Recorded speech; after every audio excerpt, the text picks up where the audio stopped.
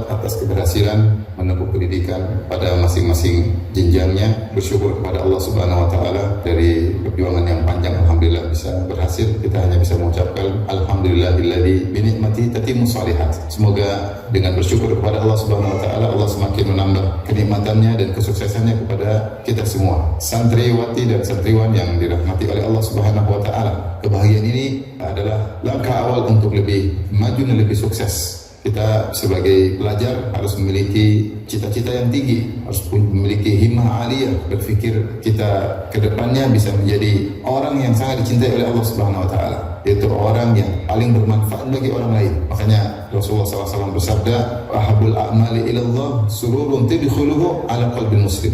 Amalan yang paling dicintai oleh Allah Subhanahu wa taala adalah kebahagiaan yang bisa kau berikan kepada muslim yang lain. Rasulullah SAW juga bersabda, "Khairukum anfa'akum linnas." Baik-baik kalian adalah yang paling bermanfaat bagi orang lain. Kalau kita ingin jadi orang terbaik di sisi Allah dan melakukan amal yang dicintai oleh Allah Subhanahu wa taala, kita harus punya cita-cita tinggi. Besok saya mau jadi apa? Setelah lulus saya mau jadi apa? Saya masuk jenjang berikutnya yang lebih tinggi agar bisa lebih sukses. Dengan sarana kesuksesan ini saya ingin bisa lebih bermanfaat bagi orang lain. Siapa orang yang paling berhak untuk kita berikan rasa manfaat? Yang paling berhak adalah kedua orang tua kita. Kedua orang tua kita, gimana membuat mereka berdua bahagia, gimana membuat mereka berdua bangga, gimana kita bisa berbakti kepada mereka, terlebih lagi kalau mereka sudah sampai masa tua dan jompo. Itulah amal yang paling dicintai oleh Allah Subhanahu wa taala. Demikian juga, siapa lagi orang yang paling berhak untuk merasakan manfaat dari kita? Adalah kerabat kita, kakak adik kita, sayang sama kakak, sayang sama adik. Gimana sih bisa membahagiakan adik? Gimana sih bisa membahagiakan kakak? Jangan lupa juga kepada tante, kepada om, kepada bibi, kepada kakek, kepada nenek, orang-orang paling dekat dengan kita.